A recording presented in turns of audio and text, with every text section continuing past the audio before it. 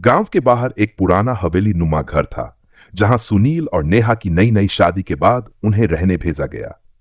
घर बड़ा और सुंदर था, लेकिन कुछ अजीब सा सन्नाटा वहां पसरा हुआ था। लोगों ने बताया था कि यह घर काफी समय से खाली पड़ा था, लेकिन सुनील ने ध्यान नहीं दिया। शादी की पहली रात थी। नेहा ने लाल जोड़े में सजकर कमरे में कदम रखा।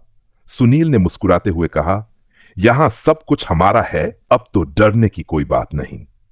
नेहा ने हल्के से सिर हिला दिया, लेकिन उसके चेहरे पर एक अजीब सी बेचैनी थी। रात गहरी होती गई। कमरे की लाइट बंद कर दी गई और दोनों सोने की तैयारी करने लगे। अचानक खिड़की के पास से हल्की हल्की फुसफुसाहट सुनाई देने लगी। नेहा ने सुनील को जगाया और कहा, क्या आपने सुना? सुनील ने हंसते हुए कहा, अरे ये पुराना घर है, शायद हवा की आवाज है। लेकिन नेहा को यकीन नहीं हुआ। कुछ देर बाद दरवाजे पर 3 बार खटखटाने की आवाज आई। सुनील ने दरवाजा खोला, लेकिन बाहर कोई नहीं था। उसने दरवाजा बंद किया और नेहा को दिलासा दिया। रात के 3 बजे अचानक पूरे घर की बत्तियां बुझ गईं। नेहा की चीख कमरे में गूंज उठी। उसने सुनील की तरफ देखा, लेकिन वह बेहोश पड़ा था। नेहा ने डरते हुए इधर उधर देखा। तभी उसने एक साया देखा, जो कमरे के कोने में खड़ा था। वह साया धीरे धीरे नेहा की ओर बढ़ने लगा।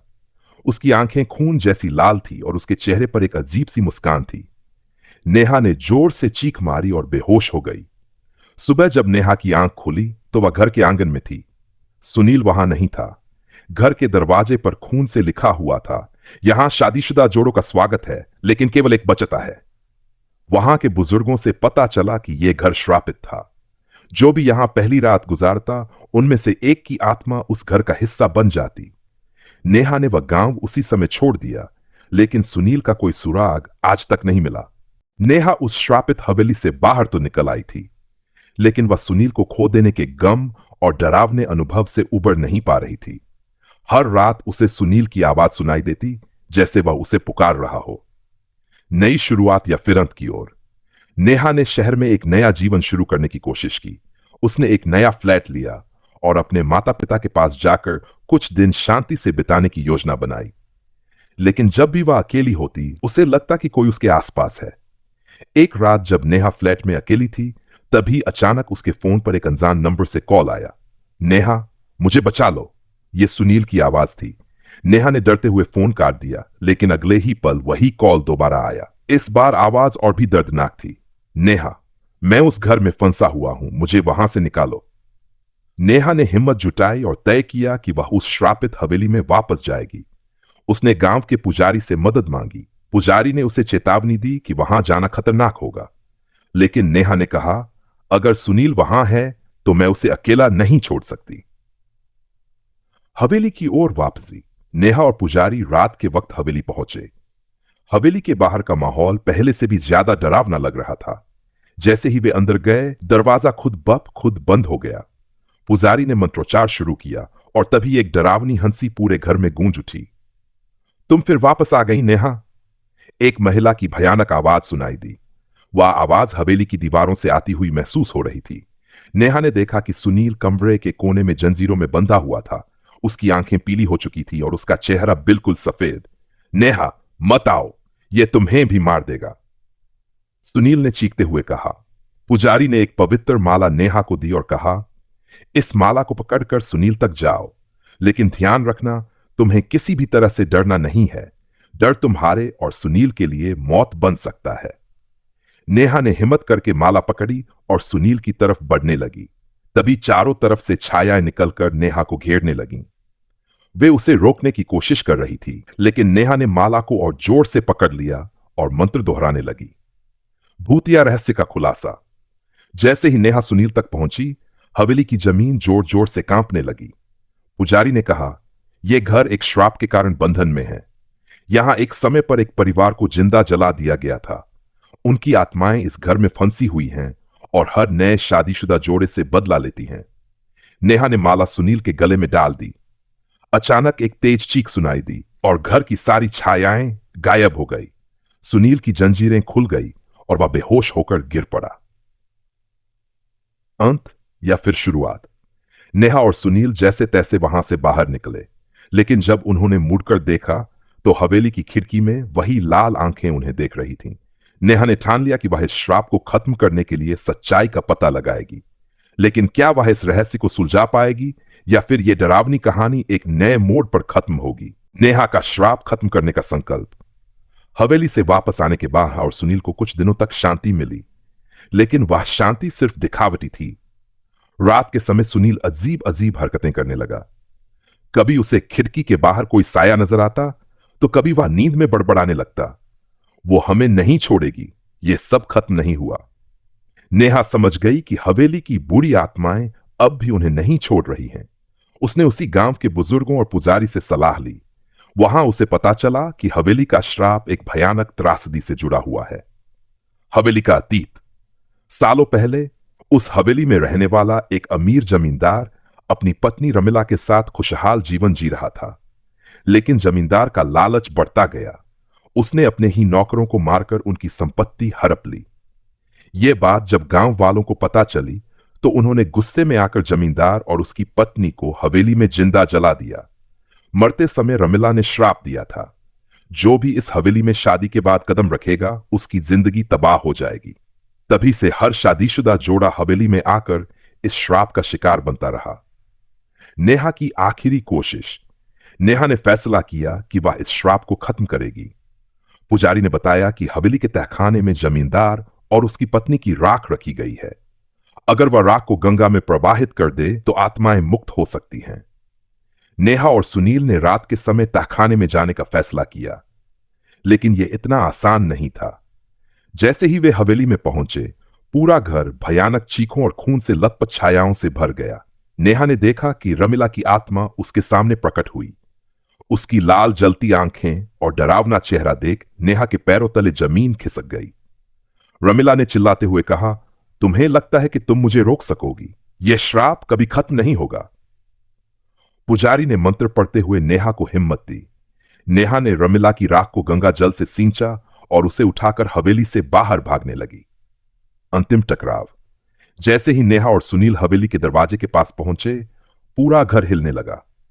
रमिला और जमींदार की आत्माएं चीखते हुए उनका रास्ता रोकने लगीं। नेहा ने चिल्लाकर कहा, तुम्हारा दर्द मैं समझती हूं, लेकिन बदला लेने से तुम्हें शांति नहीं मिलेगी। मैं तुम्हें मुक्त करने आई हूं। नेहा ने गंगा जल छिड़कते हुए मंत्र पढ़ा। अचानक हवेली में तेज रोशनी फैल गई। आत्माएं दर्द भरी चीख के साथ गायब हो गई। श्राप का अंत। नेहा और सुनील ने उस राख को गंगा में प्रवाहित कर दिया। पुजारी ने कहा, तुमने जो किया वह बहुत हिम्मत का काम था। अब यह हवेली श्राप से मुक्त हो चुकी है। लेकिन जब नेहा ने वापस मुड़कर देखा, तो हवेली की एक टूटी खिड़की में उसे रमिला की परछाई दिखी। क्या वह सचमुच मुक्त हो गई थी या यह कहानी अभी खत्म नहीं हुई? अगली कड़ी में और रहस्य खुलेंगे।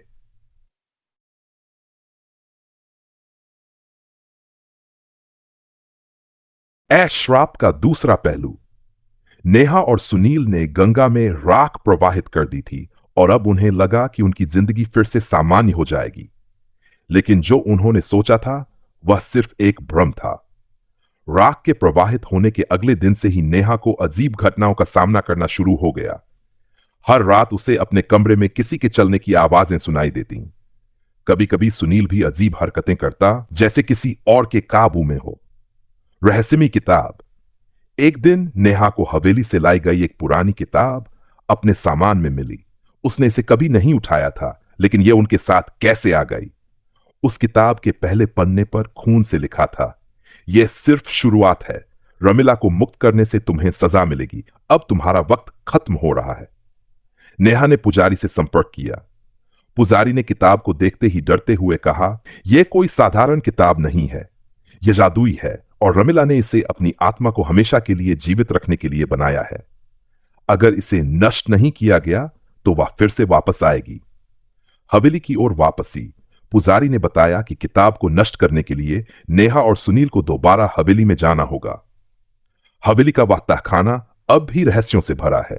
वहां एक खंजर छिपा हुआ है, जिसे सिर्फ सही तरीके से इस्तेमाल करने पर किताब को नष्ट किया जा सकता है। नेहा और सुनील ने अपनी जान पर खेलकर हवेली में वापस जाने का फैसला किया। जब वे हवेली पहुंचे तो उन्हें लगा जैसे पूरा घर उनकी प्रतीक्षा कर रहा था। हर कोने से धीमी धीमी फुसफुसाहटें सुनाई दे रही थीं। तहखाने का डरावना रहस्य। नेहा और सुनील ने तहखाने का दरवाजा खोला। वहां एक बड़ा सा पत्थर रखा हुआ था जिसके नीचे खंजर दबा हुआ था। जैसे ही उन्होंने खंजर उठाने की कोशिश की, हवेली के सभी दरवाजे बंद हो गए। रमिला की आत्मा उनके सामने प्रकट हुई।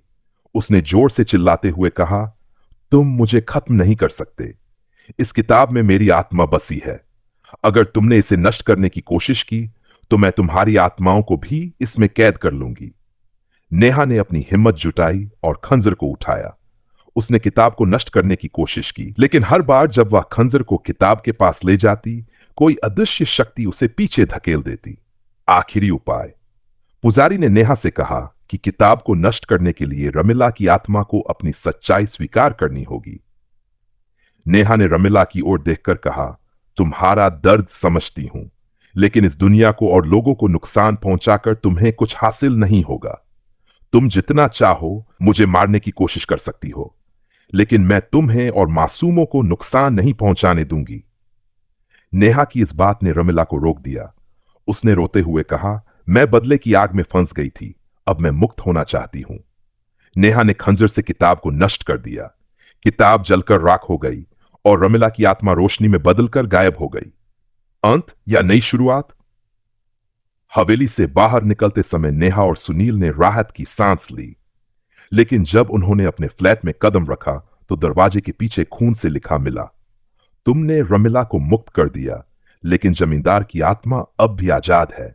खेल अभी खत्म नहीं हुआ। क्या नेहा और सुनील इस नए खतरे का सामना कर पाएंगे? जमींदार का प्रकोप। रमिला की आत्मा को मुक्त करने के बाद नेहा और सुनील ने सोचा था कि अब सब ठीक हो जाएगा, लेकिन जमींदार की आत्मा का खतरा अब उनके सिर पर मंडरा रहा था। उस रात नेहा ने अपने सपने में खुद को फिर से हवेली के तहखाने में पाया। वह अकेली थी और एक भारी भरकम परछाई उसके सामने खड़ी थी। वह परछाई जोर से चिल्लाई, तुमने मेरी रमिला को मुझसे अलग कर दिया। अब मैं तुम्हें और तुम्हारे पति को कभी चैन से जीने नहीं दूंगा। सपने की चेतावनी। सुबह उठते ही नेहा ने सुनील को यह सब बताया। तभी सुनील ने अपना हाथ दिखाया जिस पर किसी ने खून से लिखा था, तुम दोनों मेरी गिरफ्त में हो, अब इस खेल को खत्म करो। नेहा समझ गई कि अब बात रमिला की आत्मा से भी बड़ी थी। जमींदार की आत्मा न सिर्फ बदला चाहती थी, बल्कि वह अब दुनिया में वापस आने के लिए शरीर ढूंढ रही थी। गांव का रहस्यमय तांत्रिक।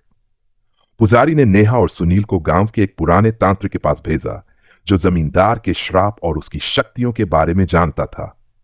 तांत्रिक नींदार की आत्मा बहुत शक्तिशाली है।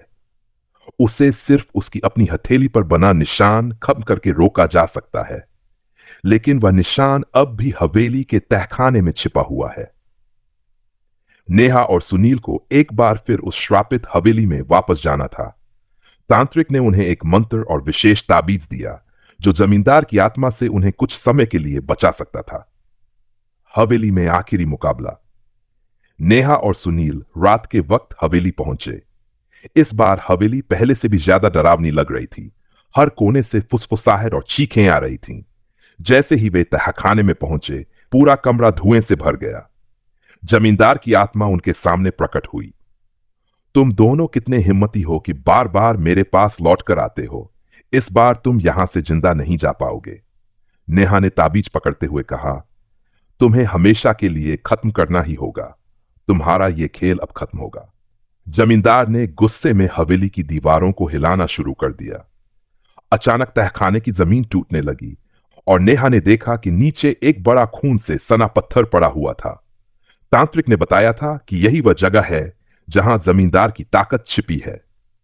अंतिम बलिदान। सुनील ने उस पत्थर को तोड़ने की कोशिश की, लेकिन हर बार कोई अदृश्य शक्ति उसे पीछे धकेल देती। जमींदार की आत्मा अब सुनील पर हावी होने लगी थी। नेहा ने हिम्मत जुटाकर मंत्र पढ़ते हुए पत्थर पर वार किया। पत्थर टूटते ही हवेली में तेज रोशनी फैल गई। जमींदार की आत्मा दर्दनाक चीख के साथ हवा में विलीन हो गई।